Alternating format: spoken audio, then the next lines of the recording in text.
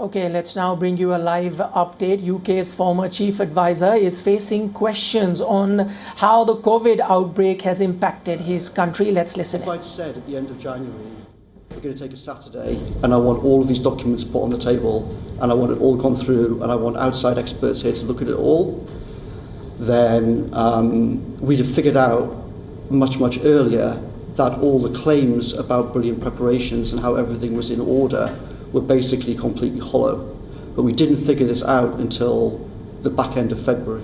Thank you. We'll come on to more detailed aspects of that.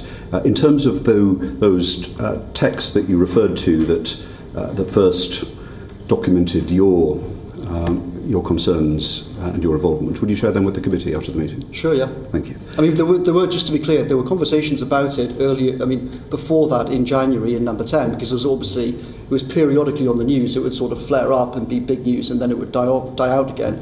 So I don't want to imply that was the first time that Number 10 talked about it, because that's not the case. There were conversations in Number 10 about it right in the first week back in January. When we talk about Number 10, there are lots of people that work in Number 10. When did you talk to the Prime Minister about it first? It was definitely raised with the Prime Minister in the first half of January for sure, because it was on the news. And did you have a conversation with him about it? Yes. When would that be? First half of January. And was that was a chat, a conversation rather than just general an exchange? Chat with me and other people. Yeah, I see. During the months that followed, was COVID the most important matter that you dealt with from January onwards? It sort of depends what you mean. I mean, retrospectively, it was the most important issue, obviously, but at the time... How did it feel at the time? The government, in no way, shape or form did the government act like in January like it was the most important thing. It didn't act like it was the most important thing in February, never mind in January. Well, what proportion of your time would you say, perhaps in those early months, February, for example, what proportion of your time was devoted to it in February? In January, not very much. In February, a lot. Of my personal time, a lot more. More than half, or less than that? I would say the first half of February, probably less than half. After the reshuffle, which I think was the 12th or something like that, more than half. And then that increased, did it, after that? By the last week by roughly the last 10 days of February, it was over 90% of what I was personally spending my time on, though there were other things kind of floating in and out. But it was certainly not, I think this is a really important point to register. The government itself and Number 10 was not operating on a war footing in February on this in any way, shape or form. Lots of key people were literally skiing in the middle of February. It wasn't until the last week of February that there was really any sort of sense of urgency, I would say, across the in terms of Number 10 Cabinet Office. Would you say that you were operating on a war footing in February? As I said before, I think in the first 10 days or so of February, no, because there were all sorts of things going on. There was the HS2 nightmare, there was the reshuffle going on, and then that happened on the 12th, and then the PM went away on holiday for 2 weeks. And then after that, I didn't go on holiday. I was in Downing Street throughout that period, and I spent more and more of my time on it. However, and again, I want to apologise for this. I didn't. Obviously, in retrospect, I should have been hitting the panic button far more than I was in February. I did increasingly hit the panic button as February went on. But I, like most people, I think were wrongly reassured by things like the WHO and about what we were being told internally. Well, the WHO declared a public health emergency of international concern on the 30th of January. So the WHO was not giving reassurance, quite the opposite. They did say that, but it wasn't. after the 30th of January, it was not at all seen in Whitehall that there is going to be a pandemic. I'm talking about Whitehall, I'm talking about what's going on around the world. We had TV pictures of Wuhan being sealed off, reports of people's doors being welded shut. Yeah. Were you not aware of that at that time, towards the end of January? Right. Yes, was aware. And you weren't on a war footing, and you've explained that's something that you regret. Just kind of finally on this, you said that it didn't occupy the majority of your time during February, it increased over time. Just give a brief summary of what were the other things that you were dealing with, what were the principal demands in your time during February? There was, well, I was working very much on the whole kind of science and technology agenda. I was working on procurement reform. Ironically, in January and early Feb, one of the things that I spent most of my own time on was trying to get to grips with the procurement system. We ended up having to, and I had regular weekly meetings in the cabinet room on procurement in January and February to try and get to grips with the nightmare of that whole thing. Ironically, that was completely overtaken by the COVID. We had to bin the procurement meetings that I was running because of the procurement problems with COVID, if you see what I mean. So there was science, planning, procurement, science and anything technology. else? There were various national security issues that I was dealing with in February. But essentially, there was kind of the first 10 days of February, which were HS2, reshuffle, various things like that. And then the Prime Minister and other people went off on holiday. And then I was dealing with some of those things from the 12th, but then increasingly with COVID in the second half of the last 2 weeks of February. Okay. I also sent, so after the election, I hired a guy, a physicist called Ben Warner, and brought him into Number 10 to try and start to build a proper data and analytical office in Number 10, because one of the great problems that Number 10 had in 2019 when I was there was a huge lack of these kind of skills. So that was taking time. So I brought him in. I sent him off to start attending the SAGE meetings. Let's come on to that, because I want to ask some questions about SAGE meetings, everyone. I want to leave time for comments on this. So just again, some contextual questions. Obviously, you're not just the advisor, but the chief advisor to the Prime Minister. Yeah. Did you have to book meetings with him, or did you, as it were, pop in and out of his office? I was just popping in and out of his office. You sat literally outside the door, I think. Is that right? Effectively, yes. Not literally, but yes. Right. And did you write notes to him as well, or was it through that kind of informal popping into the office? I sometimes wrote notes, but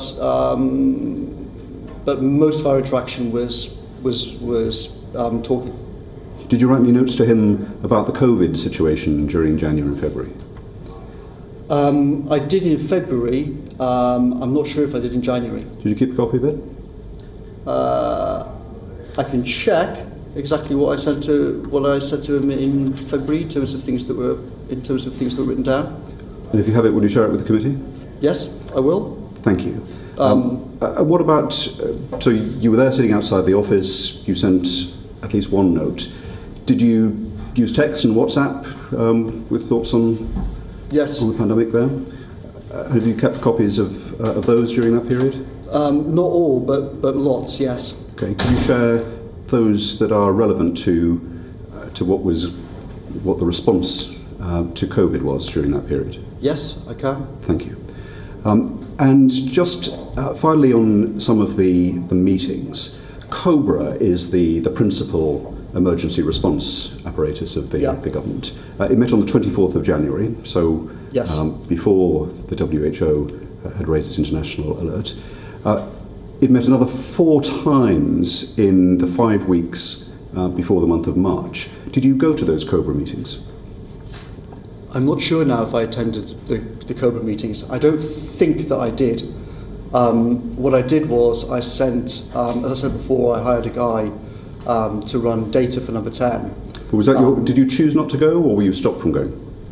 So it was a question of basically dividing up different people's time. So what I did was I sent Ben Warner, the data scientist, and Imran, who was the Prime Minister's personal secretary, who dealt with the NHS and the whole COVID thing.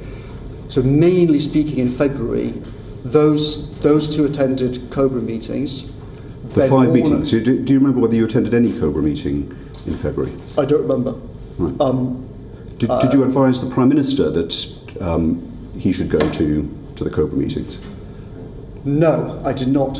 Why, given this is the principal body that brings all of the security people, the health security people, the intelligence people together, why didn't you go, and why didn't you advise the Prime Minister to go? Well, as I say, I didn't go because it was a better use of everyone's time for Ben Warner and for Imran to actually attend those meetings. I spoke and had briefings one-to-one with Patrick Vallance, the Chief Scientific Advisor, and with Chris Whitty about specific things. Lots of COBRA meetings are basically just sort of going through PowerPoint slides and are not massively useful.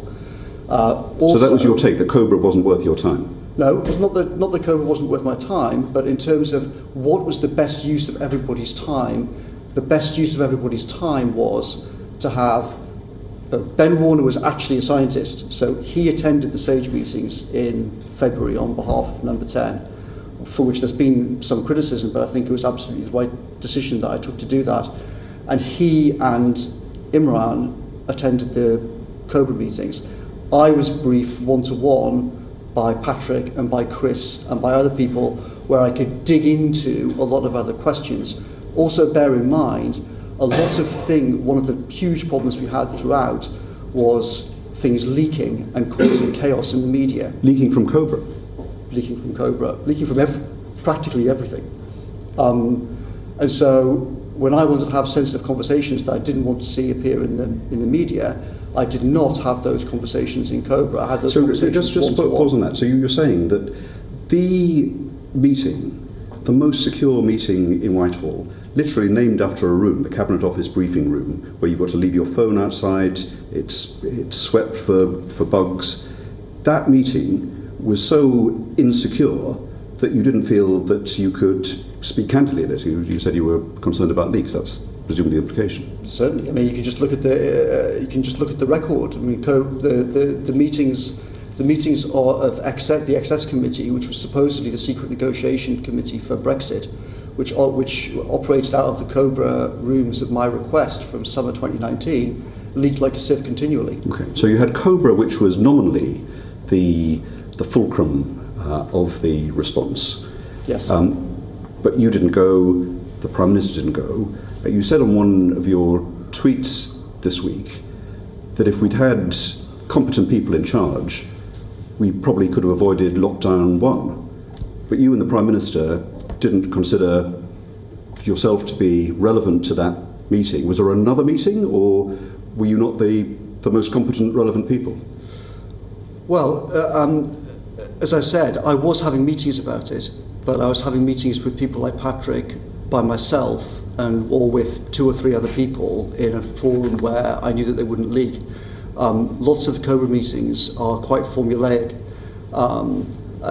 In terms of the Prime Minister, the basic thought was that in February, the Prime Minister regarded this as just a scare story. He described it as the new swine flu. Did you tell him it wasn't? Certainly.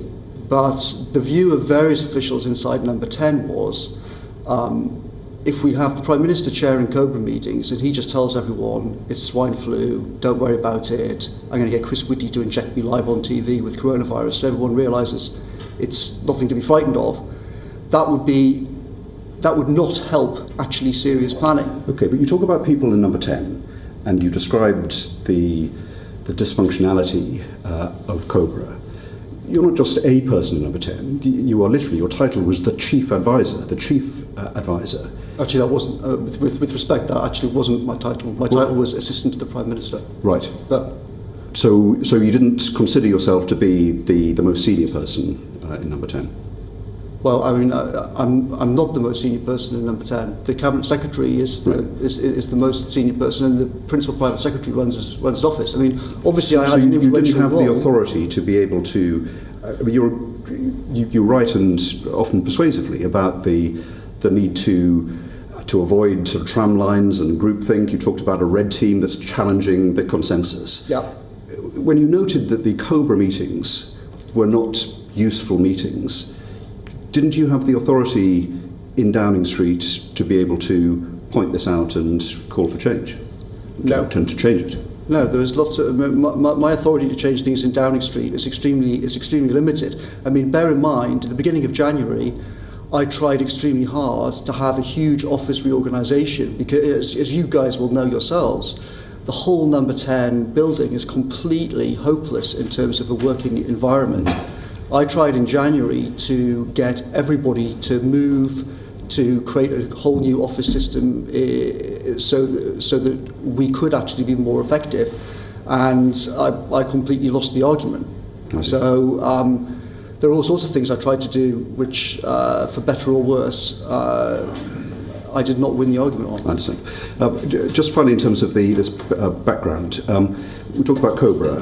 What about SAGE? SAGE met for the first time on the 22nd of January, then it met very frequently after that. Did you attend routinely the meetings of SAGE? I attended, I wouldn't say routinely, I attended some of them. I sent Ben Warner to attend all of them, and he did. Did you have the right to attend? You delegated to Ben Warner, but could you have gone yourself if you wanted? I could have done, yes. Yeah, I see. But again, I took the view that, so in a sense it's a slightly opposite problem of Cobra, whereas lots of Cobra meetings are just sort of reading out PowerPoints. The SAGE meetings, quite a lot of those are technical, involving technical questions, and I am not a technical person, I'm not a smart person, I couldn't understand a lot of the models and things like that were being discussed. Ben Warner's anyone reading your blogs would say training, that you had a facility with technical terms and discussions. That's wrong. That's not a good description of me at all. I sent Ben precisely because, and I involved and brought in outsiders from the academic world and from business later on, precisely because I couldn't understand a lot of the things that were being discussed, and I couldn't understand the modelling that was being done. So I thought it was far better to have a PhD physicist there who could actually properly look at the documents and really understand what was being said. That he had a lot more to contribute to that than I did. Now, I listened to lots of the conversations in February and March, but a lot of it was over my head. But you write a lot about the dangers of groupthink and people going on tram lines, and precisely experts talking to each other and insiders talking to each other. The fact that you consider yourself an outsider on that, didn't it make it more important from your own writings? Right, that was former top advisor to the UK Prime Minister Dominic Cummings answering questions and counter questions by senior MPs of the British Parliament as to why he failed to contain the COVID-19 spread in the country. Now, Cummings, on his part, apologized for this slip-up, saying they failed along with the rest of the Western world to see what was coming, and that they could have done a little better and could have worked on a war footing to contain the spread, but failed on that front too.